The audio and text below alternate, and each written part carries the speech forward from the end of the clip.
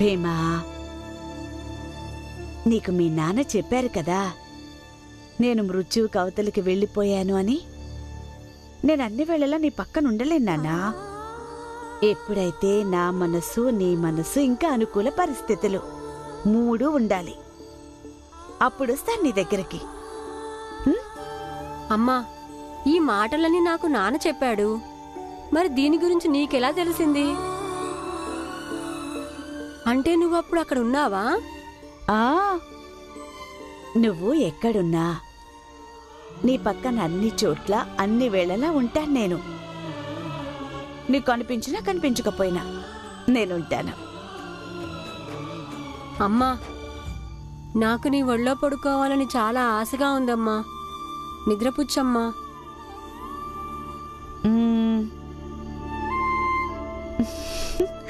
సరేరా.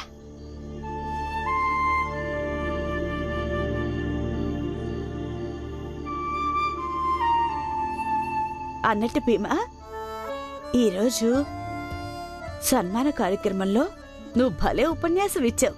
అది నాకు బాగా నచ్చింది. అమ్మా, నువ్వక్కడున్నావా? నేను మాట్లాడింది విన్నావా?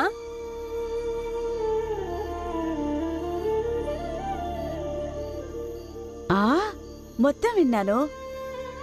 నీకొకటి తెలుసా భీమా, మీ నాన్న చాలా గర్వపడ్డారు నిన్నక్కడ చూసి. అంతేకాదు, మన జాతి వాళ్ళు కూడా చాలా గర్వపడ్డారు నాన్న నిన్ను చూసి. అమ్మా, నీకొకటి తెలుసా? మన జాతి వాళ్ళందరికీ నా మీద ఎంతో ప్రేముంది. లేదు, చాలా లేదు, చాలా చాలా చాలా ప్రేముంది. కాని భీమా, ఎవరు ప్రేమిస్తారో వారి పట్ల బాధ్యతగా ఉండాల్సి ఉంటుంది. అందుకని నువ్వు వాళ్ళందరి కోసం పెద్ద బాధ్యతని నెత్తికెత్తుకోవాలి. సరే అమ్మా. పడక.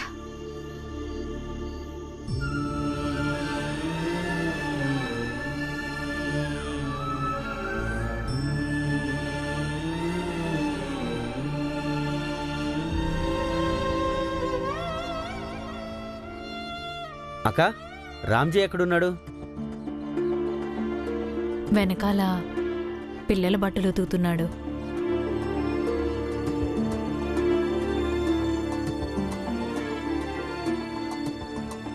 అక్క, నేను కిందటిసారి నీతో ప్రస్తావించాను కదా మన రామ్జీ రెండో పెళ్లి గురించి. నువ్వు మాట్లాడావా లేదా? లేదు, ఎలా మాట్లాడాలో నాకు తెలియడం లేదు. రండి రండి, అందరూ వచ్చి టీ తాగండి. అత్త,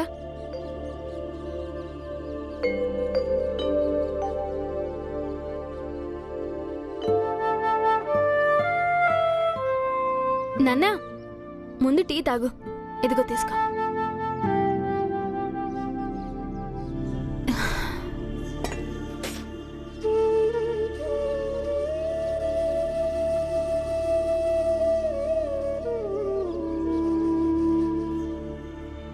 భీంబాబు, నాకొక విషయం తెలుసుకోవాలనుంది.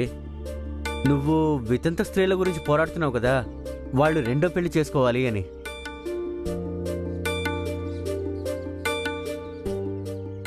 అందుకే నేనేమనుకుంటున్నానంటే, మీ నాన్నకి మళ్ళీ పెళ్లి చేస్తే ఎలా ఉంటుందంటావు?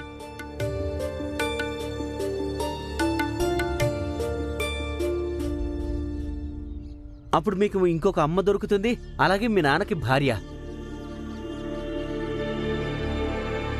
పురంజన్, ఏంటి పిచ్చి మాటలు మాట్లాడుతున్నావు? పురంజన్ సరిగ్గానే చెప్పాడు. పిల్లలింకా చిన్నవాళ్ళన్నయ్యా. ఈ ఇంటిని తీర్చిదిద్దడానికి ఒక ఆడమనిషి కావాలి. నేనేమీ చేయలేని ఆవిటిదాన్ని. భీం, చెప్పు బాబు, నీ ఉద్దేశం ఏంటి? మీ అందరికీ కొత్త వస్తే బాగుంటుందిగా. ఇప్పుడు ఇంటి పనంతా నాన్నే చేయాల్సొస్తోంది. కాస్త నాన్నకు కూడా బరువు తగ్గినట్టుంటుందిగా. నాకేమీ వద్దత్తా కొత్తమ్మా.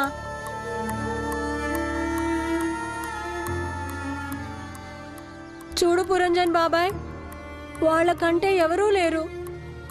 అందుకే వాళ్ళకి మరో పెళ్లి తప్పు కాకపోవచ్చు. కానీ ఇక్కడ మేమందరం ఒకరికొకరు తోడున్నాంగా. విన్నావా భీమ్ ఏం చెప్పాడు? లే లే అన్నయ్య పట్టుకో, వెళ్ళు.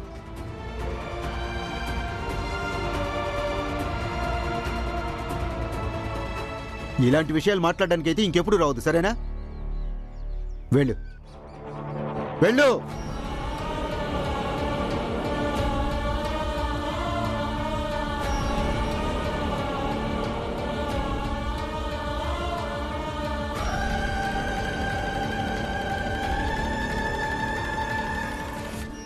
నాన్న, నాకు కొత్త అమ్మ అక్కర్లేదు.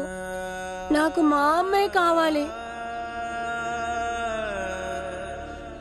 లేదు బాబు, నేను మరో పెళ్లి చేసుకోను, ఎప్పటికీ చేసుకోను. ఏడవకు, వెళ్ళు.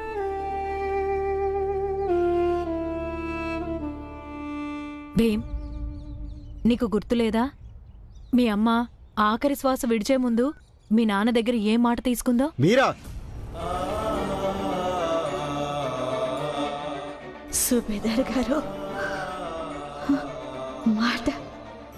మాట ఇవ్వండి. అన్నయ్య, వదిన కూడా నువ్వు రెండో పెళ్లి చేసుకోవాలనే కోరుకుంది. మీరా, దయచేసి ఇలాంటి విషయాలు మాట్లాడొద్దు. నేను మాట్లాడతాను. మా వదిన నా దగ్గర మాట తీసుకుంది నేను నీకు రెండో పెళ్లి చెయ్యాలని. వద్దు, నాకు ఇంకో అమ్మ అక్కర్లేదు, ఎప్పటికీ అక్కర్లేదు.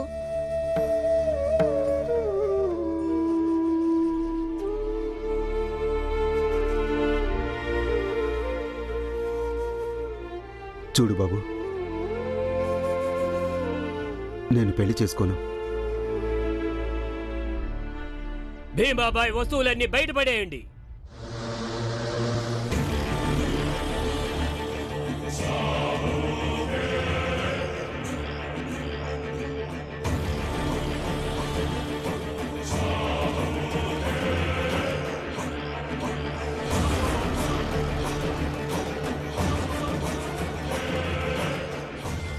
భీమాబాయ్ వస్తువులన్నీ బయటపడేయండి, ప్రతి వస్తువును.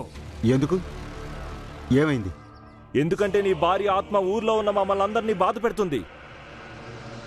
అందుకని ఆమె ఆత్మని ఇక్కడి నుంచి ఎటైనా దూరంగా వెళ్ళగొట్టడం అవసరం. మళ్ళీ కొత్త నాటకం మొదలుపెట్టినట్టున్నారు. ఆమె ప్రాణాలతో ఉన్నంతకాలం ఎప్పుడూ ఎవరిని ఇబ్బంది పెట్టింది లేదు. ఇక చచ్చిపోయిన తర్వాత ఆమె ఎవరినైనా ఎలా ఇబ్బంది పెడుతుంది? అందుకేగా చచ్చిపోయిన తర్వాత పగ తీర్చుకుంటుంది.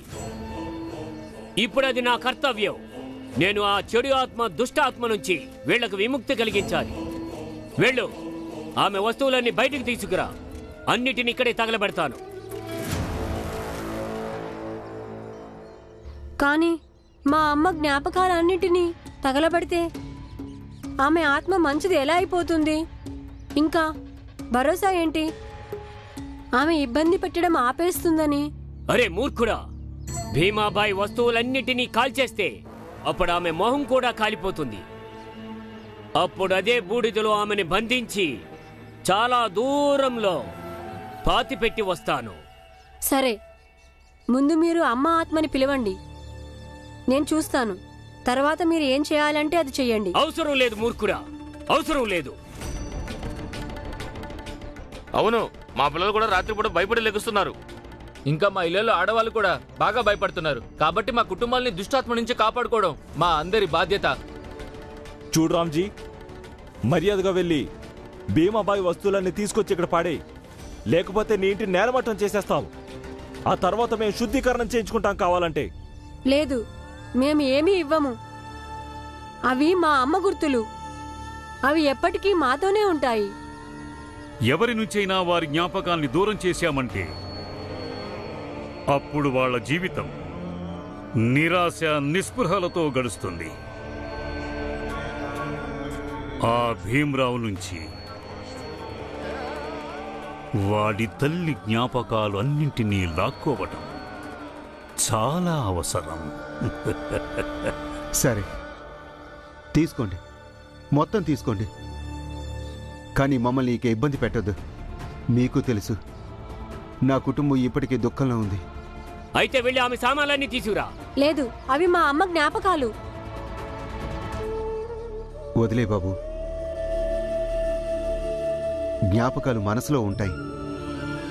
4 చీరలు ఇంకా 4 పాత్రలు కాల్చినంత మాత్రాన మీ అమ్మ జ్ఞాపకాలు అంతమైపోవు భీం.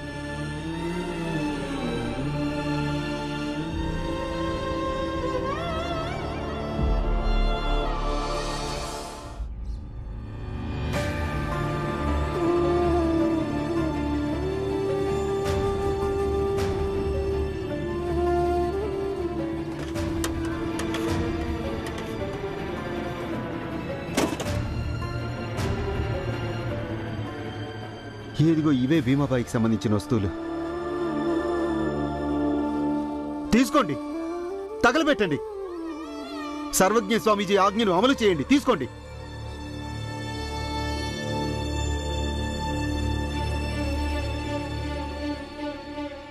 కిరసనాయిలు తీసుకురండి.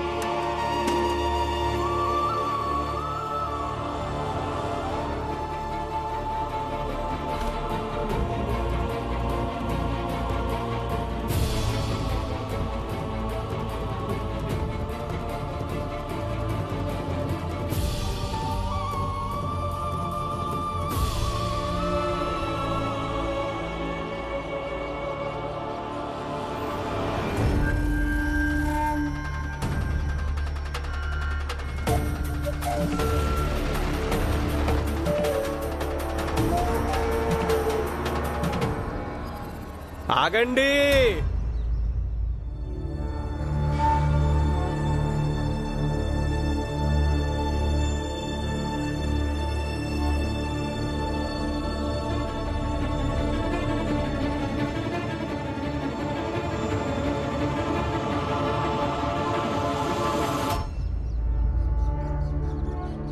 నేను మా అమ్మ ఆత్మతో మాట్లాడాను. ఆమె ఏం చేయడం లేదంట.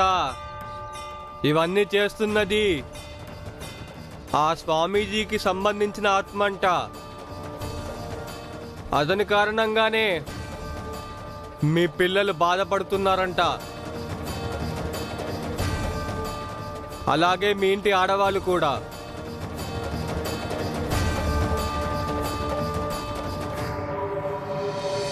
ఎగతాళి చేస్తున్నావా? ఆత్మలతో నువ్వు ఎలా మాట్లాడగలుగుతావు? మీరు ఎలాగైతే ఆత్మలతో మాట్లాడతారో అలాగే మా అన్నయ్య కూడా ఆత్మలతో మాట్లాడతాడు. మా అన్న చెప్పింది నిజమే. పైగా ఇతని అమ్మకి కొడుకు. ఇప్పుడు మీరందరు మా అమ్మని చూడగలిగినప్పుడు మా అన్నయ్య ఎందుకు చూడ్డు? ఆత్మలతో మాట్లాడగలిగే శక్తిని దేవుడు ప్రతి ఒక్కరికి ఇవ్వడు. ఇక మీలాంటి చిన్న జాతి వాళ్ళకైతే అస్సలు ఇవ్వడు. ఆయన చెప్పింది ముమ్మాటికి నిజం.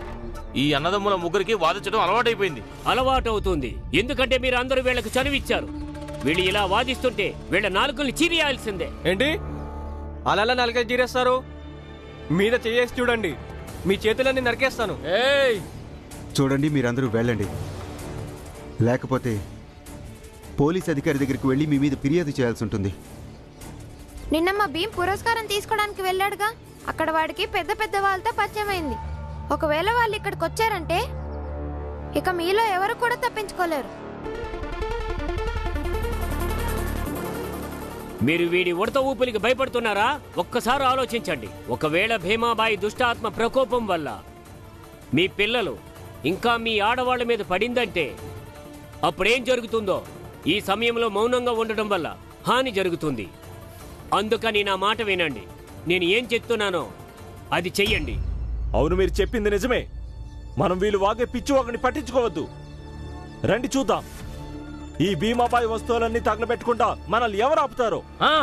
సరే, మీరు మా అమ్మకు సంబంధించిన అన్ని వస్తువులను కాల్చేయండి. కానీ నేను అడిగే ప్రశ్నలకు జవాబు చెప్పండి. నిజాయితీగా చెప్పండి మీరు. ఏంటి? ఇక్కడున్న మీ అందరిలో ఎవరికైనా మీ కుటుంబంలో మరణించిన వాళ్లతో మాట్లాడే అవకాశం వస్తే మాట్లాడతారా? అరే ఏంటి తలతిక్కగా మాట్లాడుతున్నావు? మరణించిన మా సొంత వాళ్ళతో మాట్లాడడానికి ఎవరికైనా ఎందుకు ఇష్టం ఉండదు చెప్పు. అవును, మేమందరం మాట్లాడాలనుకుంటాం. మరి మీరు ఈయన ఎందుకు అడగటం లేదు? ఈయన శక్తుల ద్వారా మీ కుటుంబంలో చనిపోయిన వ్యక్తులతో మాట్లాడించమని. ఎందుకంటే ఈయన ఆత్మలతో మాట్లాడతారుగా. ఇప్పుడు ఒకవేళ ఈయన ఒక్క ఆత్మతో మాట్లాడించినా సరే, అప్పుడు మా అమ్మ వస్తువులన్నీ నేను మీ అందరి ముందే తగలబెట్టేస్తాను.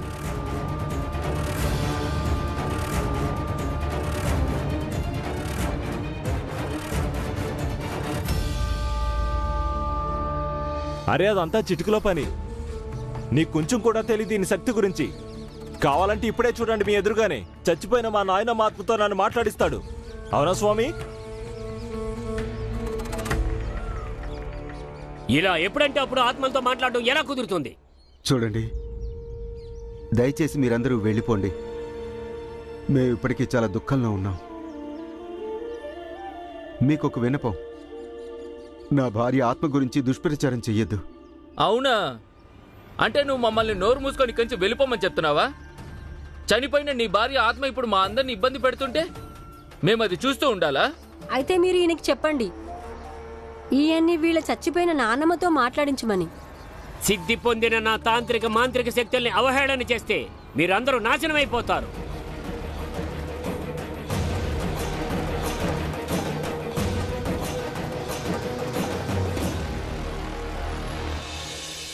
బతికున్న మనుషుల సంగతి వేరు.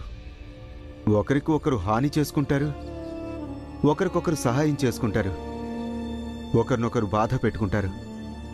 చనిపోయిన తర్వాత వాళ్ళు కేవలం సొంత వాళ్ళకి గుర్తొస్తారు.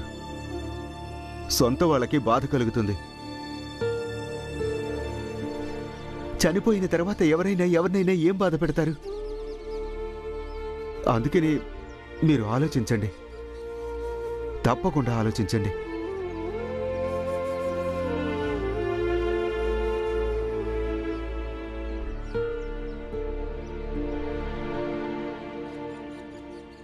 ఇలాంటి వాళ్ళని నమ్ముకొని ధర్మాన్ని సంస్కృతిని కాపాడడానికి ప్రయత్నిస్తున్నారా మీరు?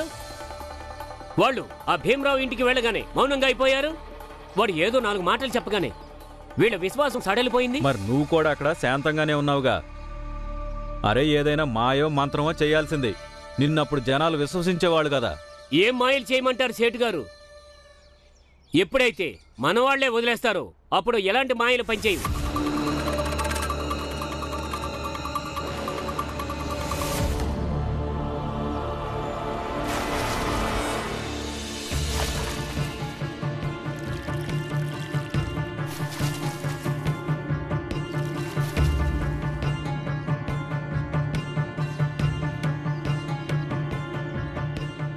ఇదిగో,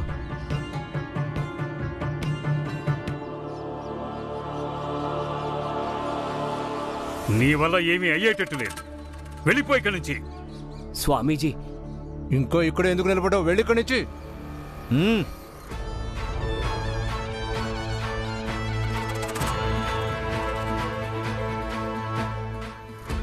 ఇప్పుడు మీరందరూ తెలుసుకోండి, ఆ భీమరావు దగ్గర ఏదో ఒక అద్భుతమైన శక్తి ఉంది.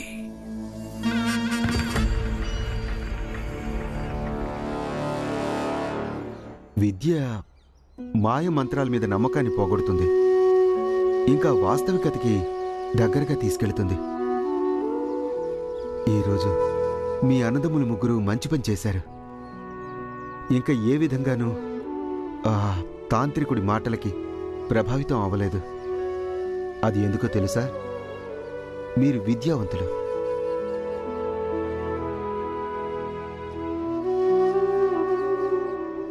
నాన్నా, ఈరోజు బాలా అన్నయ్య సరైన తెలివిని ఉపయోగించాడు కదూ? లేకపోతే ఈరోజు వాళ్ళు అమ్మ జ్ఞాపకాలు అన్నిటినీ కాల్చేసేవాళ్ళు. నా బుద్ధి ఎందుకు అంతగా పనిచేసిందో తెలుసా? ఎందుకంటే నేను భయపడ్డాను. భీమ్ అమ్మ గురించి ఎంతగానో దిగులుపడ్డాం నేను చూశాను, ఆలోచించాను. అంతే, నాకు ఈ ఉపాయం తట్టింది.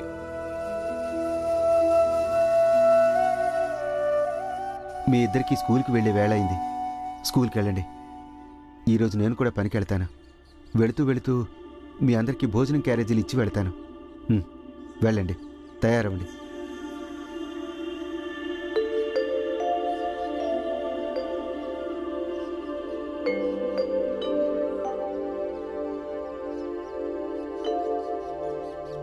భీమ్, నీకు తెలుసా?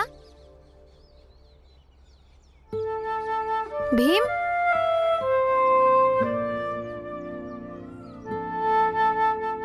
ఇక్కడెందుకు కూర్చున్నావు? ఏమైంది? నాకు స్కూల్కి వెళ్ళబుద్ధి అవ్వట్లేదు అన్నయ్య.